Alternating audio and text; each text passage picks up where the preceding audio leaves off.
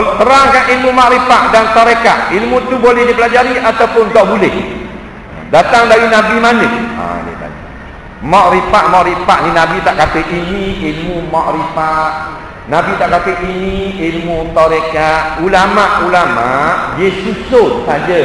Zaman Rasulullah turun ayat. Dia tak ada bab, tak ada kitab, turun ayat. Hari ni turun ayat bab semayang, Nabi cerita semayang. Esok turun bab cerai, cerita cerai pula. Faham? Lusa tentang akidah, beritahu akidah. Minggu depan pula turun ayat tentang sunat-sunat, cerita tentang sunat. Minggu depan pula turun cerita kelebihan berkahwin, cerita tahu.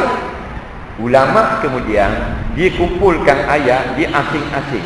Ayat akidah buat begini, ayat tentang kahwin sini, ayat dan hadis tentang jual beli sini, untuk mudah kita belajar. Begitu juga dengan fan ilmu fiqh buat satu kitab, ilmu tasawuf buat suku. Padahal semua datang sumbernya daripada umul kitab Quran.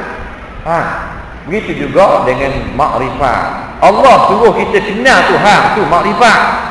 Fa kaifa an ta'budallah wa annaka lam ta'rif. Macam mana kamu sembah Allah, kamu tidak kenal Allah? Biarlah kita kenal Allah. Kalau kita hantar nama dalam surat, kita tulis itu Abdullah saja. Siapalah surat? Tak siapalah. Mesti kenal Abdullah bin Majid, nombor 8, persiaran 73. Jalan ni, poskod ni, negeri ni, baru dapat. Maka kita kenal Allah bukan zat, dengan sifat-sifat Allah. Siapa kenal Allah, dua perkara akan hadir dalam diri dia. Takut Allah, cinta Allah. Itu makrifat. Tarekat ni maknanya nak membimbing kita berjalan ke akhirat. Kerana kita ni kalau kita berjalan tinggi malas. Nak zikir, nak berwirid, rajin-rajinlah. Time kita malas, lelok tabuk habis. Maka digariskan panduan, cara berzikir, cara ni. Kemudian, seperti segala ilmu, semua ilmu-ilmu ini diresapi dengan benda-benda yang tidak baik. Dalam ilmu fiqh, datang fiqh-fiqh yang menyelari. Dalam tafsir, ada tafsir-tafsir yang menyesatkan.